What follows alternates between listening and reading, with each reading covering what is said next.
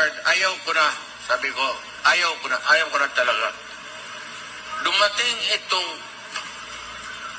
bigla na lang ito ngayon, si Marcos, hindi pa naman, in fairness to him, hindi pa naman nag-uumpisa, pero may plano sila ng chat-chat. Change the Constitution again. Huwag mong pakialaman yung Konstitusyon kasi that is good for 10 to 15 years. Unchanging yan.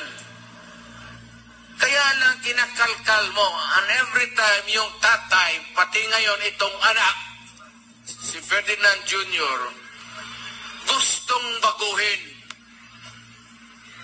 Alam mo itong Constitution dala ko? Ang putang inang kapal na itong Constitution na ito. Oh, ilang pages yan. Alam mo, gusto nilang pakialaman? Ha? Ang gusto nilang pakialaman,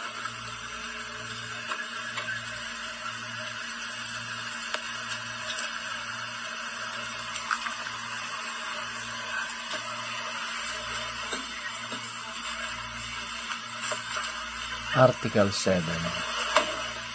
Bago sa lahat, papalahala ko lang, lahat sa gobyerno, mayor, governor, o sino man,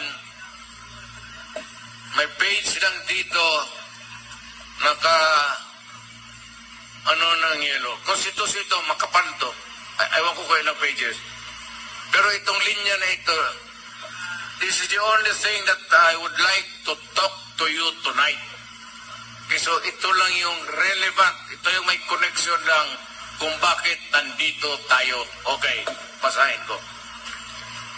No law shall be passed abridging the freedom of speech, of expression, or of the press, or the right of the people to peaceably assemble, assemble and petition the government for the redress of grievance. Hindi nga talaga ito pinano. Whether it is a park, walang reservation yan. You are not the owner of this government. Hindi mo ito magpapapalagay. Huwag mo sabihin na ito para lang sa partido namin, di sa oposisyon o kalaban, anak ka ng puta. Yun ang pang-revolusyon. Because if you suppress or oppress the people and you do not give them an space to palabasin ninyong init nilang ulo nila, ang masakit ang loob nila. Ay. Kaya nagkakaroon tayo ng ito, importante ito. No law shall be passed abridging, wag mong pakialaman, wag mong leksyon yan, the freedom of speech. Hindi ka pwedeng mapagilan. Pag sumubra ka, malaybel ka. Alam mo, kung dito ngayon, magsalita ako, hindi mo ako tawagin mga Duterte, ito lang pwede mong sabihin. Ito yung freedom of speech. Sabi ako nito, anong sasabihin mo? Basta may sabihin ako. Hindi mo akong pigilan because that could be censorship. Hindi mo akong pigilan. Ngayon, kung ano man sabihin ko dito na may nasaktan o may masalita ako labag sa batas, sedition, or inciting people to commit sedition, then idemanda ako. But nung ka na hindi mo ako,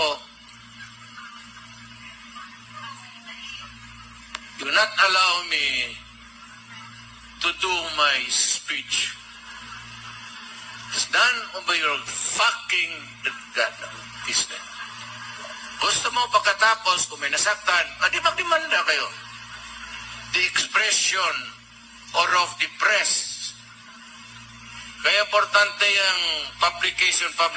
Hindi mo pwedeng, huwag mong sabihin dyan sa newspaper, ito sabihin mo. At saka yung press, walang lisensya yan. Yan ang negosyo. Mag-printing press ka na, hindi ka kailangan humingi ng permit kahit kanino man. Ganun kahalaga itong konstitusyon na ito. Huwag ninyo itong bitawan. Magkalit-litse na ang buhay. Sabihin ninyo, kung hindi tayo pwedeng magkaintindihan dito, patayan. Wala tayong problema. Ganun talaga ang buhay. So, ito yan. Ngayon, I'd like to move on to something else. Maliit lang itong storya ko.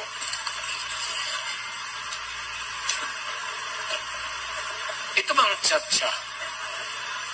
Sabi ko yung konstitusyon na permanente. Hindi yung batas, ordinansya na palit-palitan mo kung ayaw mo o in maybe to attune to better times, the changing business climate, pwede yan, ordinansya. Pero itong konstitusyon, huwag mo talagang gawin ng ordinansya. Pero itong konstitusyon, huwag mo talagang gawin ng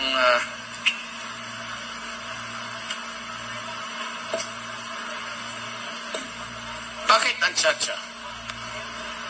Bakit bago lang itong konstitusyon? Why tsa-tsa?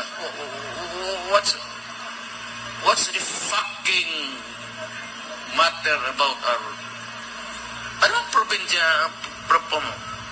Wala. Perfect itong konstitusyon natin. Ngayon, may isang page lang sila. This is Article 7 of the Section 4 of the Constitution. Isang sentence lang yan. Isang phrase lang nga ang gusto nilang tanggalin. Ano yan? The President and the Vice President shall be elected by direct vote of the people for a term of 6 years. Only yan. Which shall begin at noon on the 30th day of June next following the day of the election, and shall end at noon of the same day 6 years thereafter. 6 years. One term, 6 years. The President shall not be, the President shall not be eligible for any re-election. Kaya dito si Marcos, hindi na talaga siya pwede. Kaya gusto niyang baguhin ang konstitusyon. Ito lang putang inang sentence na to. Para lang makatakbo uli. Kaya kasi dito, eligible, the President shall not be, di pwede, be eligible for any election. No person who has succeeded as President and served as such for more than 4 years shall be qualified for election of the same office at any time. Ayaw ko man sabihin, masama ang leaves a bad taste in the mouth. Upload. Pero kaya ni Inday, kung mag-succeed siya at for 4 years siya ang maging presidente, hindi na rin siya pwedeng tumakbo. Basta ito, nakalagay dito.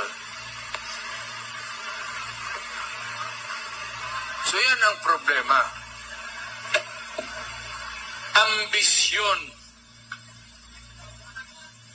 Wala akong problema sana kung walang prohibisyon. Pero kung tanggalin mo ang provision at palitan mo ng bagong konstitusyon, ay putang ina naman. Maawa ka naman sa Pilipino.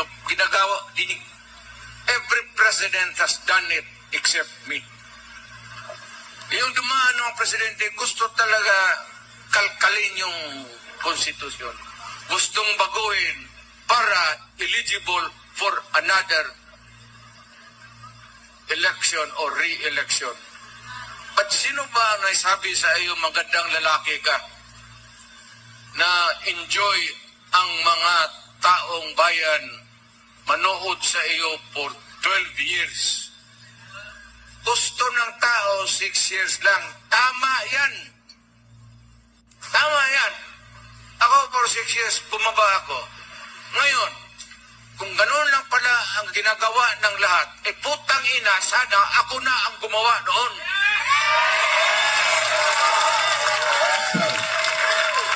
At least ako abogado, hindi naman ako bright masyado, pero may alam ako.